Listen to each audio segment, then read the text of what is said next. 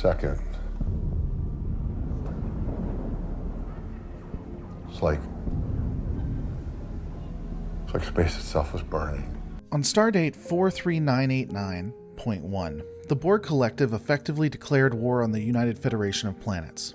One of the first, and only, battles for the Federation Collective War occurred at the Battle of Wolf 359 in the later days of 2366. 40 underprepared and ill-equipped vessels attempted to stop the looming threat. 39 of those ships were destroyed and 11,000 people were killed or assimilated. The survivors of that tragic day left scarred, broken. After the war, with an arguable Pyrrhic victory on the Federation's side, what was Starfleet to do? Well, the heroes of the flagship received the best that Starfleet Medical could offer. Those that weren't on that ship, those that maybe didn't toe the governmental line, well, let's analyze. Let's take a look at the heroes that Starfleet tried to hide.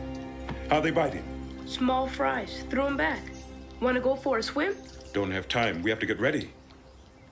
It won't be so bad.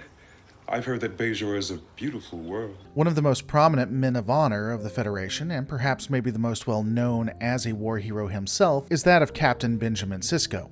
However, before he was well known for attacking a Q and then single-handedly defeating the Dominion, he was at that battle we had discussed. Sisko saw firsthand what an assimilated cybernetic zombie could do, and lost his wife for his troubles. The man went on to become an engineer and worked on the next line of vessels to defeat the Federation's greatest enemy.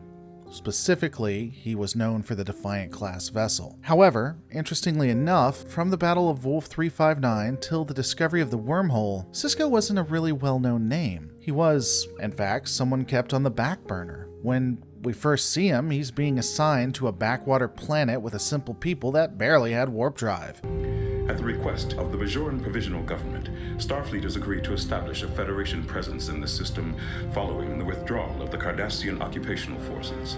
A people that couldn't defend themselves, and were almost in a civil war. Somewhere that Benjamin Sisko wouldn't be looked at, that he'd be forgotten. It didn't, of course, turn out that way, possibly to the Admiralty's chagrin, but the intention was there nonetheless. It seemed like Starfleet really didn't know how to help Benjamin, and so was more just keeping him out of the way.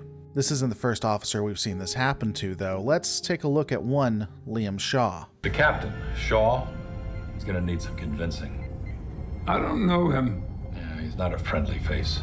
Ironically, a grease monkey himself, the dipshit from Chicago, was known for his service as an engineer. He would serve aboard multiple ships, but the one that would define him was the USS Constance. No bloody A, B, C, nor D. The Constance was destroyed at the Federation's 9/11 event, and while it looked like there were plenty of space for those aboard Sisko's vessel, that wasn't exactly the case for our boy Shaw. Space around him would just explode. The engineer would barely know what was going on and would run to a life pod. He probably experienced what was his most defining moment on the Constance. Now, to be fair, as of the upload of this video, we don't know much about the man beyond that. What we do know is that he likely had an uninspiring career. He was placed on the back burner like someone else we know. He slowly rose through the ranks and became captain of the USS Titan A, a worker-class vessel, a ship that wouldn't make any waves, that would just be in the background. All of this leads to a very important question, though. Namely, why? Why would Starfleet do this to its service personnel?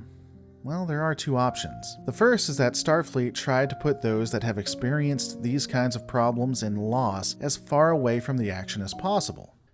Well, generally.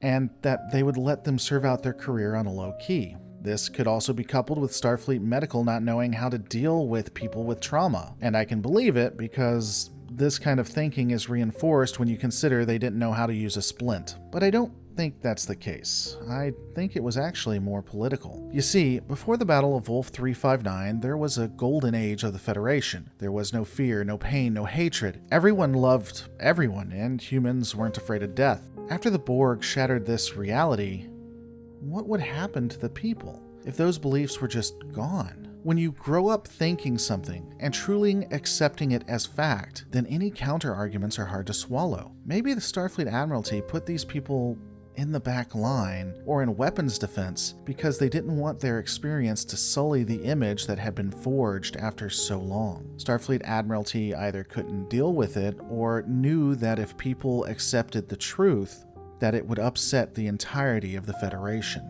And ultimately, it would probably force Starfleet to come to one conclusion, that they themselves were a military. So they took anyone that didn't espouse the party line, that they were explorers, that Starfleet wasn't a military organization, that they really didn't need to know a lot about combat, and they put them where people couldn't find them. Again, unless you were part of the Enterprise D and you still believed everything Mein Führer said.